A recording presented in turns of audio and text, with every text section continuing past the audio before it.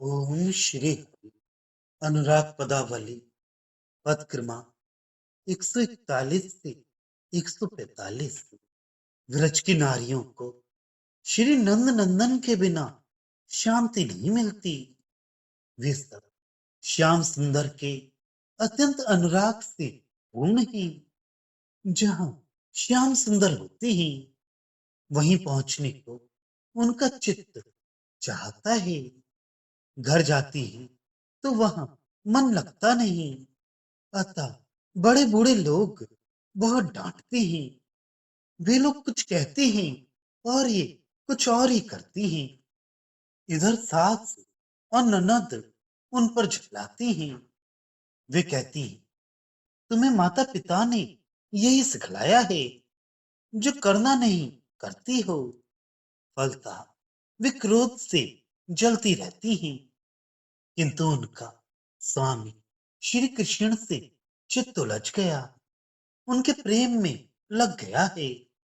ये समझकर वे गोपियां अपने अपने हृदयों में बोध धैर्य धारण करती हैं। गोपियों से उनके घर की स्त्रियां सास ननद आदि कहती हैं, अरे हम ब्रजवासी लोग तो अहीर हैं। अतः इस प्रकार व्यवहार करो जिससे कोई तुम पर हंसे नहीं। घर में रहकर सब प्रकार के सुख भोगो। दही मट्ठा मक्खन और घी बेचो और अपने घर के सब धंधे करो। जानती नहीं, सिर पर पास ही मथुरा में राजा कंस बैठा है। अतः कोई अनुचित बात होने पर वे क्षण में ही दुखी कर डालेगा। इसलिए पृथ्वी पर फूंक फूंक कर पैर रखो। बहुत सावधानी से व्यवहार करो। तुम तो वो न करके अब अनुचित व्यवहार करने लगी हो। गोपियां मन ही मन उत्तर देती हैं, अब सुनो, श्याम सुंदर का आकर्षण तुम तब समझोगी जब श्री राधा का उनसे मिलन देखोगी। कोई गोपी मन ही मन कहती है, विधाता ने मुझे ये कुसंगति दी है। अरे इन लोगों का तो सवेरे नाम भी नहीं लेना चाहिए। अतः इनमें बसाकर उसने कितनी निष्ठुरता की है। मनमोहन के साथ बिना मुझे तो ऐसा लगता है मानो अब तक 4 युग बीत गए हों।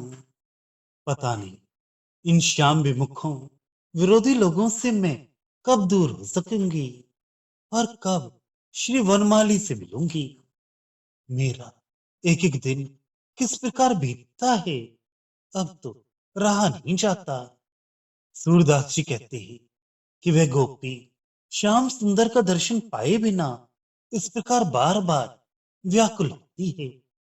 कोई और गोपी मन ही मन कहती है, श्याम विमुख विरोधी लोगों का साथ नहीं करना चाहिए, क्योंकि इनकी श्याम विरोधी बातें कानों से सुन सुनकर दिनों दिन शरीर दुर्बल होता है।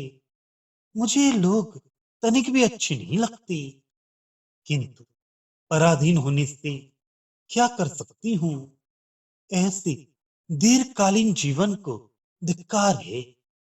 चाहे पल भर ही जीना हो, किंतु वे श्याम सुंदर के भजन समागम का हो।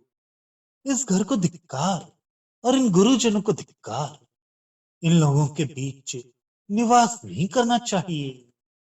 स्वामी, आप तो सबके हृदय की दशा जानने वाले हैं।